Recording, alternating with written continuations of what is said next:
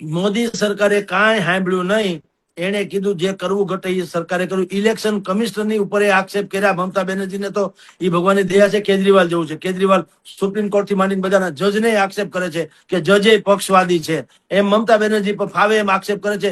એટલે જ મેં આપને શરૂઆતમાં કીધું, મમતા બેનર્જીનું વલણ કોઈ વિદેશી મહિલા હોય એવું છે, ભારત દ્રોહી મહિલા હોય. એટલે મેં કીધું કે આ ભાજપની જીત નથી, આ ભારતની જીત છે. કારણ કે એટલી હદે એ લોકોએ તૃષ્ટિકરણ કર્યું. અને બીજું, આપણા મત લેવા માટે થઈને એને મહિલાઓમાં રેવડીબાજી કરી. લક્ષ્મી ભંડાર જે એની યોજના છે, લક્ષ્મી ભંડાર, દર વખત પેલા મહિને 1000 રૂપિયા આપવાની વાત હતી. ચૂંટણી આવી એટલે 1500 કરી દીધા હતા કે અમે 1500 આપીશું.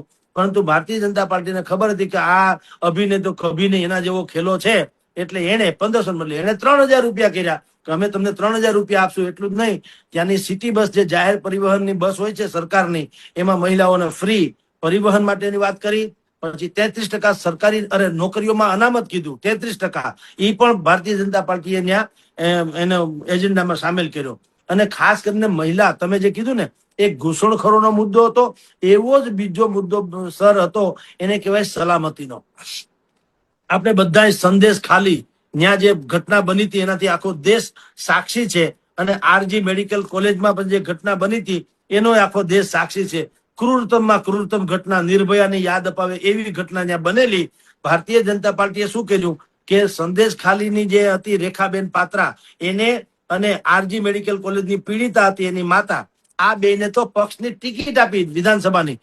એટલે ત્યાં સુધી એને સિમ્પથી પણ મેળવી ભારતીય જનતા પાર્ટીએ. જે કરવું ઘટે એ બધું કર્યું. એક હિન્દુ વોટને જાગૃત કરવા માટે જે કરવું ઘટે એ કર્યું. કાયદો અને વ્યવસ્થાની વાત હતી તો નરેન્દ્ર મોદીએ, સુભાષચંદ્ર બોઝે કીધું, તુમ મુझे ખૂન દો मैं तुम्हें आजादी दूंगा. એવી રીતે એને કીધું, તુમ મુझे વોટ દો मैं तुम्हें आजादी दूंगा, મુક્તિ दूंगा આ બધા પીડાઓમાંથી. અને એ બધું ક્લિક થયું. અને 15 વર્ષનું શાસનનો કિલ્લો જે હતો એ ઢહી ગયો.